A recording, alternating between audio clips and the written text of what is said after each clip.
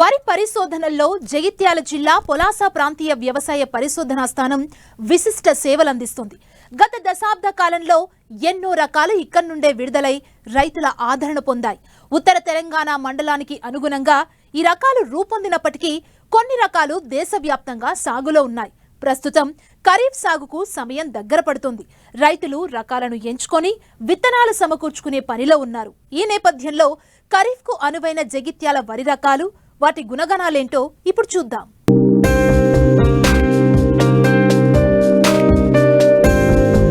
మన ప్రధాన ఆహార పంట వరి. దాదాపు అన్ని జిల్లాల్లోనూ కాలువలు, చెరువులు, బోరుబావుల కింద వరి సాగవుతోంది. ప్రస్తుతం వరిలో అనేక కొత్త వంగడాలను శాస్త్రవేత్తలు అందుబాటులోకి తెచ్చారు.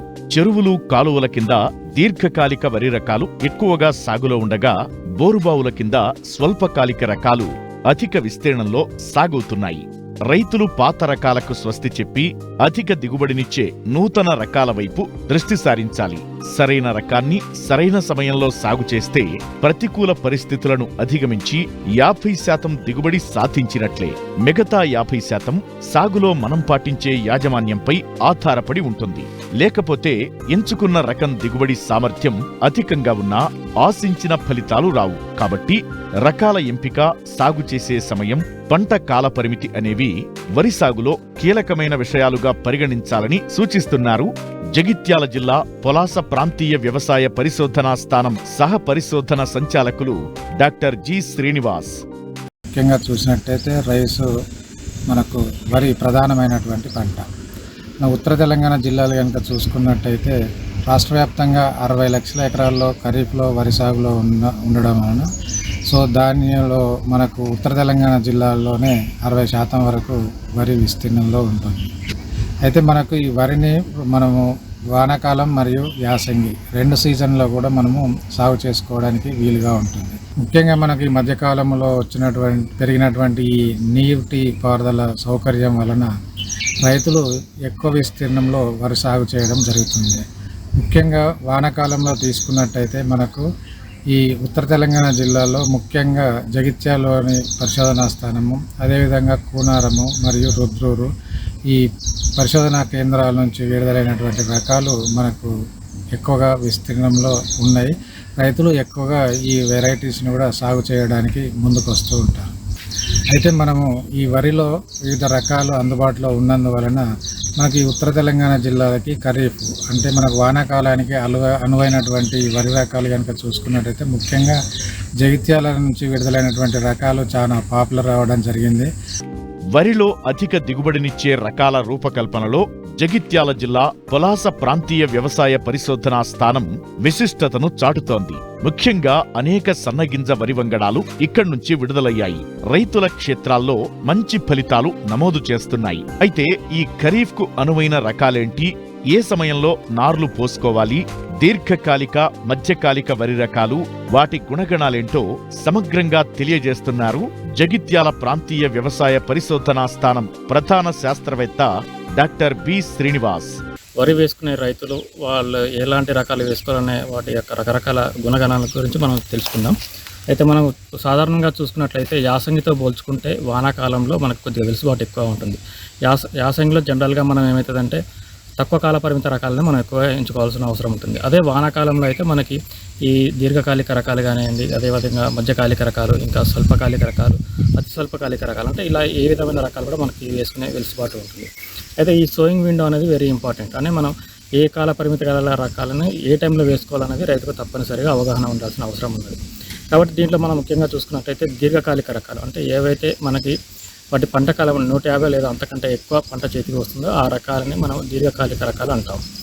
అయితే ఈ రకాలను వేసుకునేటప్పుడు తప్పనిసరిగా మనం మే చివరి నుంచి జూన్ 15 లేదా జూన్ 20 వరకు వేసుకోవాల్సిన అవసరం ఉంది, నారు పోసుకోవాల్సిన అవసరం ఉంది. తర్వాత మధ్యకాలిక రకాలు అంటే ఇవి దాదాపు మనకి 130 నుంచి 135 రోజుల్లో పంట చేతికి వస్తుంది. ఈ రకాలని మనం మధ్యకాలిక రకాలు అంటాం. జూలై 20 వరకు కూడా నారు పోసుకునే అవకాశం ఉంది. తర్వాత స్వల్పకాలిక రకాలు అంటే ఏదైతే పంటకాలం మనకి 120 లేదా 125 రోజుల్లో పంట చేతికి వస్తుందో ఈ రకాలని స్వల్పకాలిక రకాలు అంటారు. వీటిని మనం జూలై ఎండ్ అంటే జూలై చివరి వరకు కూడా వేసుకునే అవకాశం ఉంది. తర్వాత అతి స్వల్పకాలిక రకాలు అంటే దాదాపు మనకి 100 లేదా 115 రోజుల్లో పంట చేతికి వచ్చే రకాలను అతి స్వల్పకాలిక రకాలు అంటాం. వీటిని మనం జూలై చివర లేదా ఆగస్టు మొదటి వారం వరకు కూడా నారు పోసుకోవచ్చు. సో మనకి ఈ జగిత్యాల ప్రాంతీయ వ్యవసాయ పరిశోధన స్థానం చూసుకున్నట్లయితే మనకి చాలా వరి రకాలు విడుదలయ్యాయి. దీంట్లో ముఖ్యంగా చూసుకున్నట్లయితే మొదటగా మనకి ఈ పరిశోధనా స్థానం నుంచి JGL 384 అనే రకము పొలాసా ప్రభ అనే పేరుతో విడుదలైంది. ఈ రకం ఏంటంటే మనకి మధ్యకాలిక రకం, అంటే దాదాపు 135 నుంచి 140 రోజుల్లో పంట చేతికి వస్తుంది. గింజ రకం చూసుకున్నట్లయితే మనకు సన్న గింజ రకం, అంటే మధ్యస్థ సన్న గింజ, అన్నం నాణ్యత కూడా చాలా బాగా ఉంటుంది. దిగుబడి వచ్చేసరికి మనకు దాదాపు ఎకరానికి 28 నుంచి 30 క్వింటాల వరకు తీసుకునే అవకాశం ఉంది. మీకు కాండం దృఢంగా ఉండి చేను మీద పడిపోదు. ఇది అగ్గి తెగుల్ని అదేవిధంగా ఉల్లి పొడుగును సమర్థవంతంగా తట్టుకుంటుంది కాబట్టి వానాకాలానికి మధ్యకాలిక రకంగా ఈ రకాన్ని సాగు చేసుకోవచ్చు. తర్వాత చూసుకున్నట్లయితే మనకి JGL 1798 ఇది జగిత్యాల సన్నాలు అనే పేరుతోటి విడుదలైన రకము. ఇదేంటంటే గింజ సన్న రకం, ఇదంటే స్వల్పకాలిక రకం. దాదాపు మనకు వానాకాలంలో 125 రోజుల పంట చేతికి వస్తుంది. దిగుబడి చూసుకున్నట్లయితే దాదాపు 26 నుంచి 30 క్వింటాల వరకు ఎకరానికి తీసుకునే అవకాశం ఉంది. ఉల్లికొడును సమర్థవంతంగా తట్టుకుంటుంది కాబట్టి రైతులు స్వల్పకాలిక రకంగా ఈ సన్నగింజ రకాన్ని JGL 1798 కూడా సాగు చేసుకుని వీలున్నది. తర్వాత చూసుకున్నట్లయితే JGL 3828 3828 అనే రకము మానేరు సోనా అనే పేరుతో విడుదలైంది. ఈ రకము మధ్యకాలిక రకం, అంటే దాదాపు మీకు పంట కాలం 130 నుంచి 140 రోజుల్లో పంట చేతికి వస్తుంది. ఉల్లికొడును సమర్థవంతంగా తట్టుకుంటుంది. ఈ రకాన్ని కూడా మధ్యకాలిక రకంగా సాగు చేసుకోవచ్చు. తర్వాత చూసుకున్నట్లయితే ఈ ప్రాంతీయ వ్యవసాయ పరిశోధన స్థానం నుంచి విడుదలైన మరో రకం చూసుకున్నట్లయితే JGL 3844 ఇది జగిత్యాల సామ అనే పేరుతో విడుదలైన రకం. ఈ గింజ మనకి కొద్దిగా తెల్లగా, అంటే వైటిష్గా ఉంటుంది, అంటే ఈ కంకినెల్లిని సమర్థవంతంగా తట్టుకుంటుంది. దిగుబడి వచ్చేసరికి దాదాపు మనకి 28 నుంచి 30 క్వింటాల వరకు ఎకరానికి తీసుకునే వీలుంది. ఉల్లికొడును కూడా తట్టుకుంటుంది. సో స్వల్పకాలిక సన్నగింజ రకంగా సాగు చేయాలనుకుంటే ఈ రకాన్ని కూడా రైతులు సాగు చేసుకోవచ్చు. తర్వాత చూసుకున్నట్లయితే ఈ జగిత్యాల మషూరి JGL 11470 అనే రకము కూడా మనకి ఈ ప్రాంతీయ వ్యవసాయ పరిశోధన స్థానం నుంచి విడుదలైంది. ఇది మధ్యకాలిక రకం, అంటే దాదాపు మనకి 130 నుంచి 140 రోజుల పంట చేతికి వస్తుంది. అయితే ఇది కొద్దిగా ఫోటో సెన్సిటివిటీ నేచర్ని కలిగి ఉంది. కొద్దిగా లేట్ వేసుకుంటే మనకి 150 రోజుల వరకు కూడా టైం ఉంది కాబట్టి ఇది కొద్దిగా మనం అంటే జూలై తర్వాత వేసుకుంటేనే, జూలై 10th తర్వాత వేసుకుంటేనే మనకి ఎగ్జాక్ట్గా వస్తుంది. లేదంటే మనకు కొద్దిగా పంటకాలం పెరిగే అవకాశం ఉంది. ఈ రకం యొక్క అన్నం నాణ్యత చాలా బాగా ఉంటుంది. గింజ చూసుకున్నట్లయితే మీకు చాలా సన్న గింజ రకము. దిగుబడి దాదాపు 30 నుంచి 32 క్వింటాల ఎకరానికి తీసుకునే అవకాశం ఉన్నది. ఇది అగ్గి తెగులను సమర్థవంతంగా తట్టుకుంటుంది, అదేవిధంగా ఉల్లికొడును కూడా తట్టుకుంటుంది. సో మధ్యకాలిక రకంగా ఈ రకాన్ని కూడా సాగు చేసుకోవచ్చు. తర్వాత ఇంకో రకం చూసుకున్నట్లయితే JGL 3855 ఇది కరీంనగర్ సామాన్య పేరుతో పరిశోధనా స్థానం నుంచి విడుదలైంది. ఈ రకం కూడా మీకు కొద్దిగా ఫోటో సెన్సిటివిటీ నేచర్ ఉంటుంది కాబట్టి ఇంతకుముందు చెప్పిన రకం లాగానే దీన్ని వేసుకునేటప్పుడు కూడా రైతులు కొద్దిగా జాగ్రత్త తీసుకోవాలి. సో ఈ రకము కూడా మీకు గింజ చాలా సన్నగా ఉంటుంది, అగ్గి తెగులను సమర్థవంతంగా తట్టుకుంటుంది. దిగుబడి దాదాపు మనకి 26 నుంచి 28 క్వింటాల ఎకరానికి తీసుకునే అవకాశం ఉంది కాబట్టి ఈ రకాన్ని కూడా మధ్యకాలిక రకంగా రైతులు సాగు చేసిన అవకాశం ఉంది. తర్వాత ఇంకో రకం మనకి ప్రాణహిత అనేది JGL 11727 అనే రకం ప్రాణహిత అనే పేరుతో విడుదలైంది. ఈ రకం కొద్దిగా హైట్గా పెరుగుతుంది. అన్నం నాణ్యత చాలా బాగా ఉంటుంది. గింజ సన్నగా పొడుగుగా ఉంటుంది. అగ్గి తెగులు సమర్థవంతంగా తట్టుకుంటుంది. దాదాపు ఎకరానికి 30 నుంచి 33-34 క్వింటాలు కూడా తీసుకునే అవకాశం ఉంది కాబట్టి ఈ రకాన్ని కూడా రైతులు సాగు చేసుకోవచ్చు. అయితే ఈ రకాన్ని సాగు చేసుకున్నప్పుడు కొద్దిగా యూరియాని తగు మోతాదులో వేసుకోవాలి, లేకుంటే హైట్ ఇంకా ఎక్కువగా పెరిగే అవకాశం ఉంది.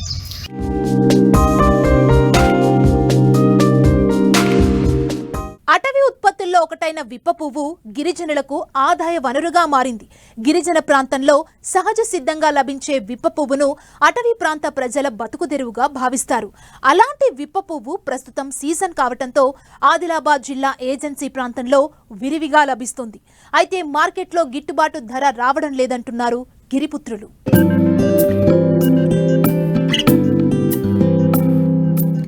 కొండ కోణంలో జీవించే గిరిజనులకు ప్రకృతి వనరులే జీవనాధారంగా ఉంటాయి. ముఖ్యంగా ఏజెన్సీ ప్రాంతాల్లో సహజ సిద్ధంగా లభించే వివిధ రకాల పండ్లు, పంటలు గిరిజనులకు ఆహార సంపదతో పాటు ఆదాయ వనరులుగా ఉపయోగపడుతుంటాయి.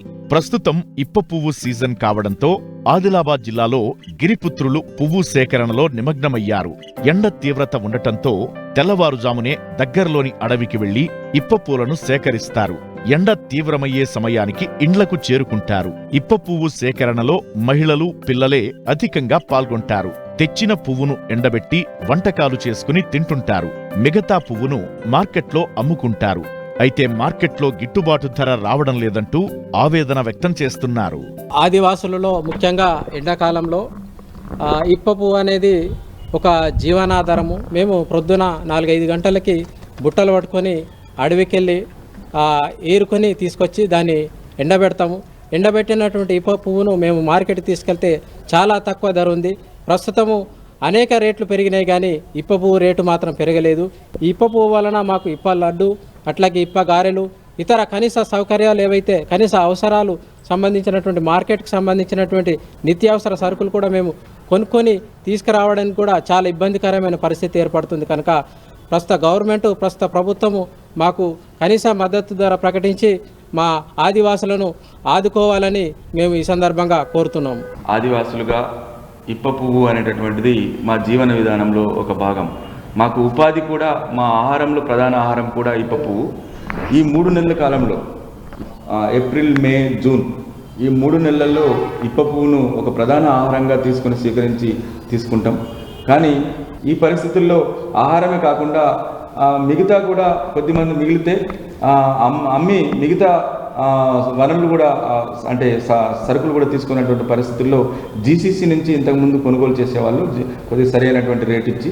కానీ ఇప్పుడు ఏం చేస్తున్నారంటే అది మేము అడవిలో సేకరించినటువంటి ఇప్ప పువ్వును ఏమాత్రం కొనుగోలు చేయకుండా కొద్దిగా నష్టం చేస్తున్నటువంటి పరిస్థితి కనిపిస్తుంది. అట్లాగే మిగిలినటువంటి ఇప్ప పువ్వును కూడా మేము ఆహారంగా స్వీకరించినటువంటి మిగిలిన ఇప్ప పువ్వును కూడా ప్రభుత్వం కొనుగోలు చేయడానికి కృషి చేయాల్సిందిగా కోరుతాం.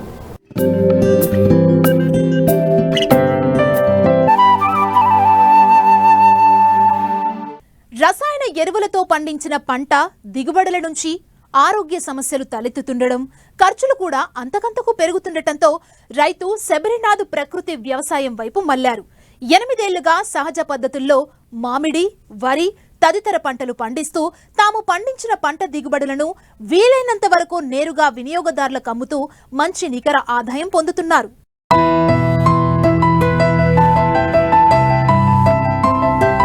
మితిమీరిన రసాయన ఎరువులు, పురుగుమందుల వాడకం అనర్థాలకు తావిస్తోంది. మట్టిలో సత్తువ తగ్గి సాగుకు మేలు చేసే సూక్ష్మజీవులు అంతరించిపోతున్నాయి. ఈ క్రమంలో ఖర్చు నానాటికి పెరుగుతూ గిట్టుబాటు దక్కక రైతులు అనేక ఇబ్బందులు ఎదుర్కొంటున్నారు. ఈ క్రమంలో ప్రకృతి సాగు దిశగా ఒక్కో అడుగు పడుతోంది. సాగు ఖర్చులు తగ్గించుకుని సేంద్రియ ఉత్పత్తులతో ఆరోగ్యం పదిలంతో పాటు లాభాల బాట పట్టొచ్చని నిరూపిస్తున్నారు ఎన్టీఆర్ జిల్లా ఏ కొండూరు మండలం ఏ కొండూరు గ్రామానికి చెందిన రైతు పల్లబోతుల శబరినాథ్.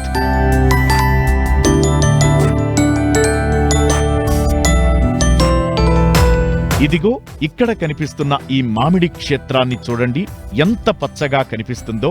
ఈ తోటకు ఎలాంటి చీడపీడలు ఆశించలేదు. కాయలపై ఎలాంటి మచ్చలూ లేవు.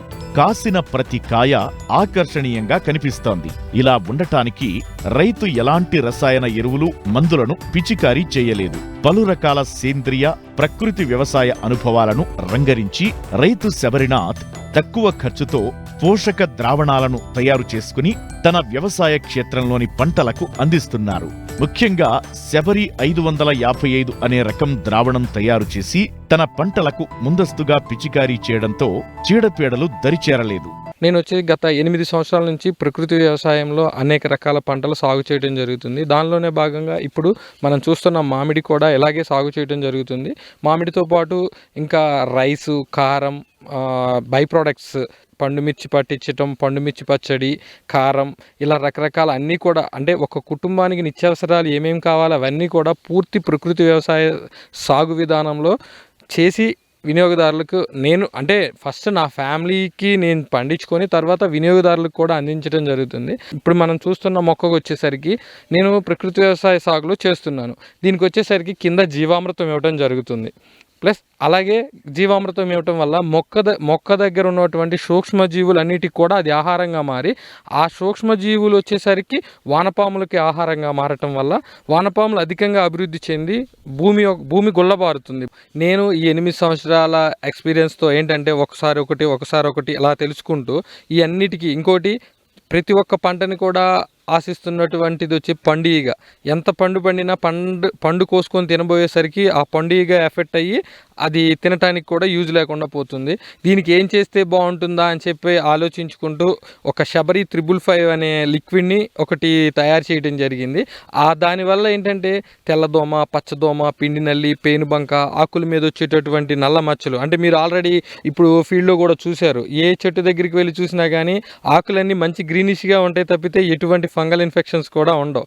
ఇది వచ్చి ఫస్ట్ ప్రివెన్షన్గా, అంటే పంటని మనం ఎప్పుడైతే వ్యవసాయం సేద్యం మామిడికి వచ్చేసరికి ముందు చేస్తామో ముందు ఒకసారి స్ప్రే చేసుకుంటే ఇలాంటివి ఏది కూడా రాకోకుండా ఉంటాయి. వచ్చిన తర్వాత స్ప్రే చేసుకుంటే తగ్గుతుంది, కానీ 2-3 స్ప్రేలు అదనం అవుతుంది. ఇది వచ్చేసరికి ఒక 1/2 లీటరు ఒక 600 రూపాయలు ఖర్చు అవుతుంది.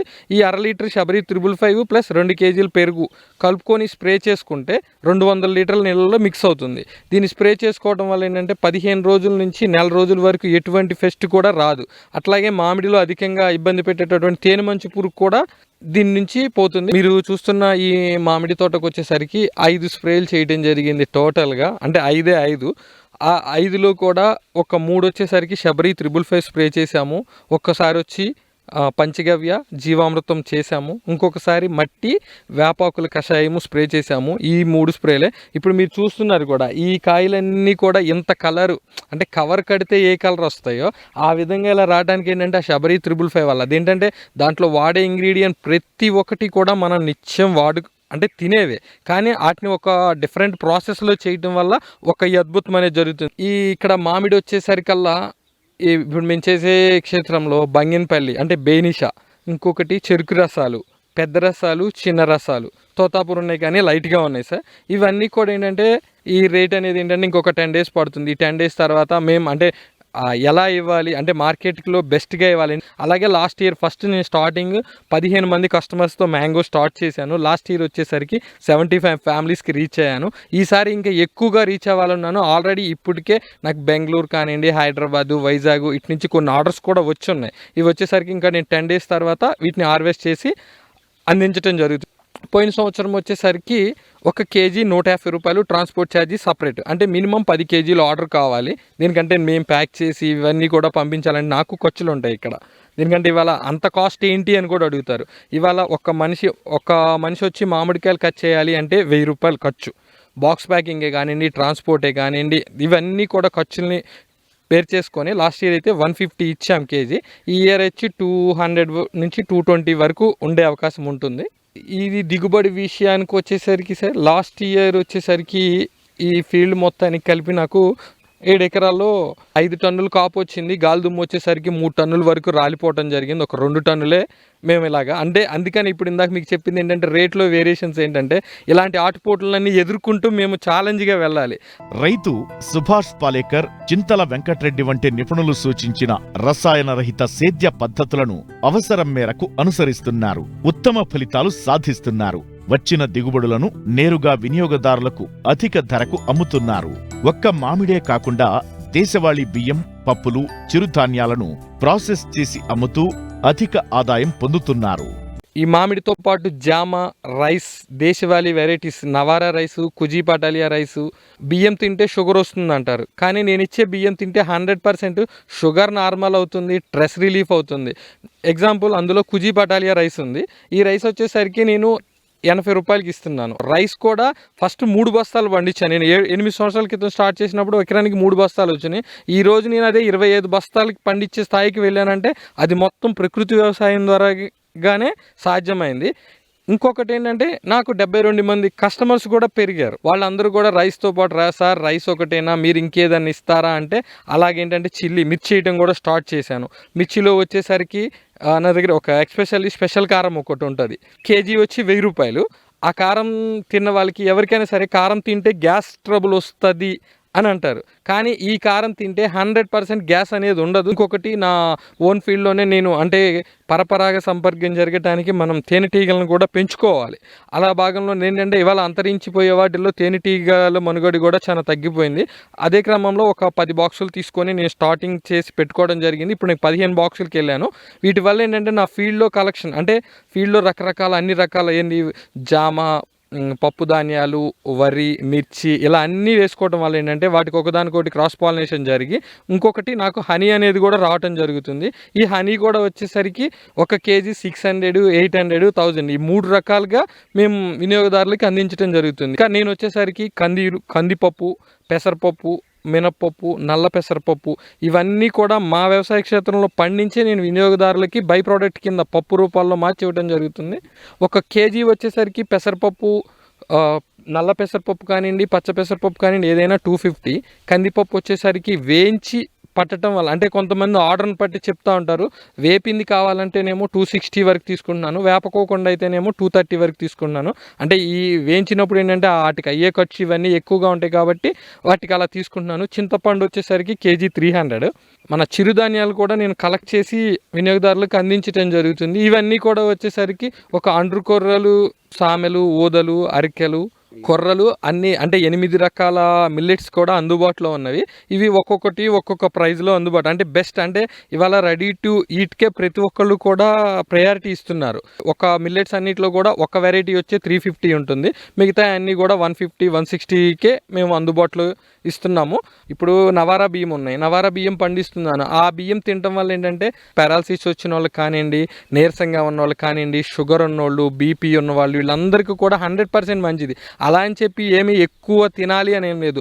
ఒక 5 కేజీలు 45 డేస్ కనుక వాళ్ళు తినగలిగితే 100% ఆ బాడీలో ఆల్రెడీ ఏమేమి ఆర్గాన్స్ అయితే క్లోజ్ అయిపోయినాయో అవన్నీ యాక్టివేట్ అవ్వడానికి చాలా శాతం అవకాశం ఉంది. దాన్ని ఏంటంటే ఈ మధ్య ఎవరు కూడా రైస్ రూపంలో తినాలంటే ఇంట్రెస్ట్ చూపించట్లేదు, ఎందుకంటే ఎక్కువ టైం పడుతుంది సార్, తినలేకపోతున్నాం అన్నారు. ఇలా తినలేని వాళ్ళకి ఏంటంటే వాటిని బై ప్రోడక్ట్ కింద మార్చి చిప్స్ కానివ్వండి, రవ్వలు కానివ్వండి, ఇంకా జావ చేసుకునే విధంగా కానీ వాటిని కూడా డిజైన్ చేసి వినియోగదారులకి అందిస్తున్నాం. ఆలోచనకు శ్రమతో కూడిన ఆచరణ తోడైతే విజయపు బాటలో పయనించవచ్చు అనడానికి నిదర్శనం ఈ రైతు. పరిస్థితులకు అనుగుణంగా సాగులో మార్పులు చేసుకుంటూ ముందడుగు వేస్తే ఒడిదుడుకులు ఎదురైనా విజయం సొంతమవుతుందనే సూత్రాన్ని ఆయన బాగా నమ్మారు. అందుకే తన క్షేత్రంలో పండ్లు, పప్పులు, చిరుధాన్యాలు, ఇంటి అవసరాలకు ఉపయోగపడేవన్నీ ప్రకృతి విధానంలో పండిస్తూ తనతో పాటు వినియోగదారుల ఆరోగ్యాన్ని కాపాడటమే కాకుండా మంచి లాభాలను పొందుతూ పలువురికి ఆదర్శంగా నిలుస్తున్నారు.